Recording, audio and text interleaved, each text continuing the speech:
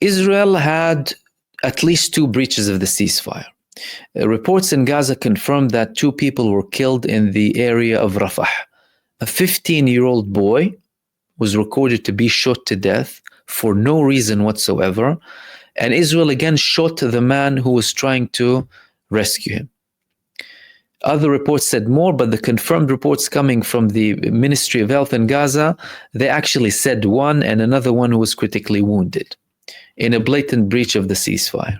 Is this a step of Israel to test the waters and check if they can get away with more brutality? We're not sure. However, what's for sure is they have many more prisoners of war to be released, and that can jeopardize their release. As a matter of fact, the Saraya al-Quds movement, the armed wing of the PIJ, they told them, your actions in Gaza would be dictating how your prisoners of war would be released, either as bodies or alive.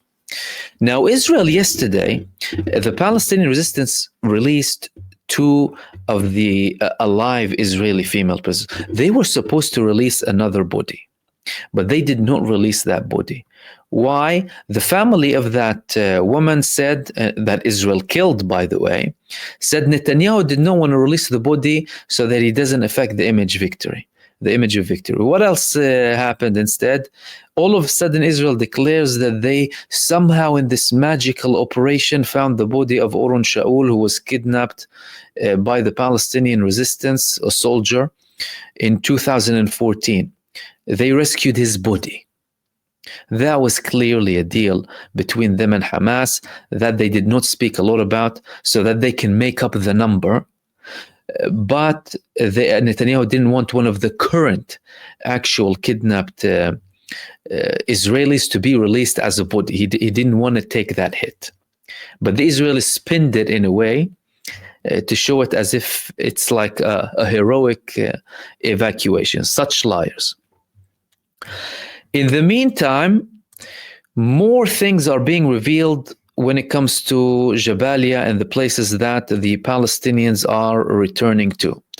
The first thing is the rescue services in Gaza. They declare today that they have now found 137 bodies from Rafah since the beginning of the implementation of the ceasefire. That excludes other parts of Gaza. So we're starting to talk about big numbers.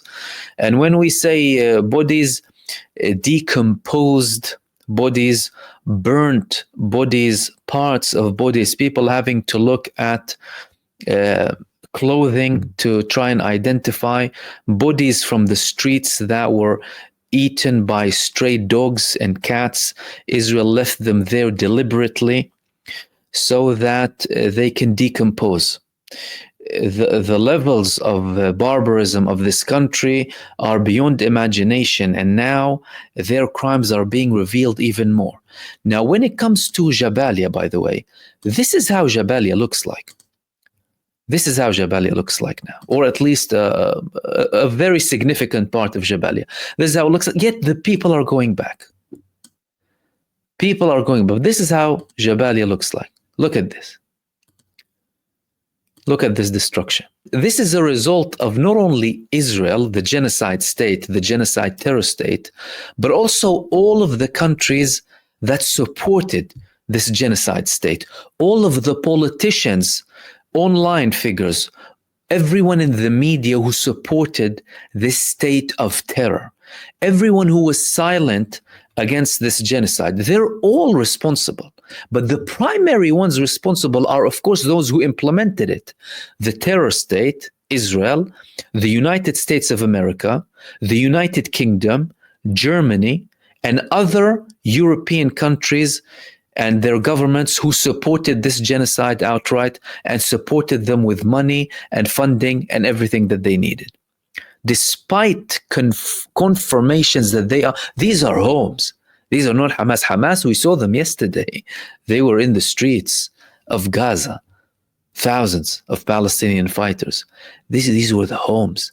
The homes. Why? Because Israel was targeting the people.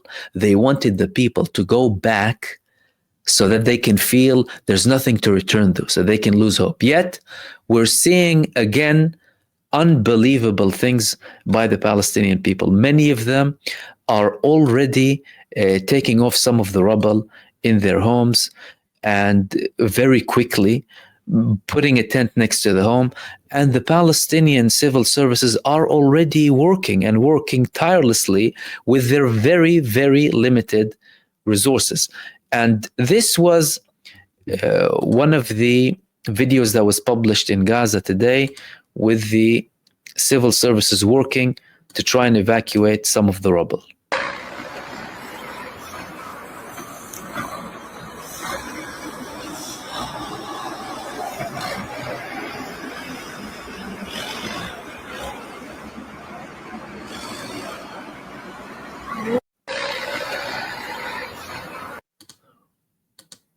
You can't defeat people like that. People with such a strong will to live, such a long will to rebuild, immediately going back to their homes, immediately evacuating, despite, of course, the horror stories. One of these horror stories is a story of a man who went to Jabalia. He went to Jabalia to try and find the bodies of his family. They were in a home, 14 members of the family, and despite the fact that they told the Red Cross that we're here, the genocide entity targeted the place, collapsed it. His 2 children were killed, and his wife, and 11 others of the family members. Now, when they got back, what did they see? They saw that Israel burnt the bodies of those who were under the rubble.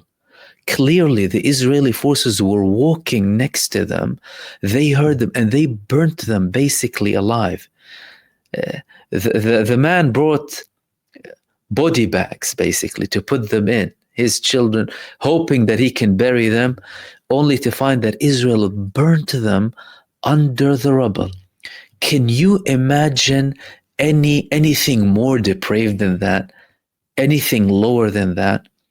And this is just one story of this man hoping to come and take the bodies of his family members under the rubble again, by himself.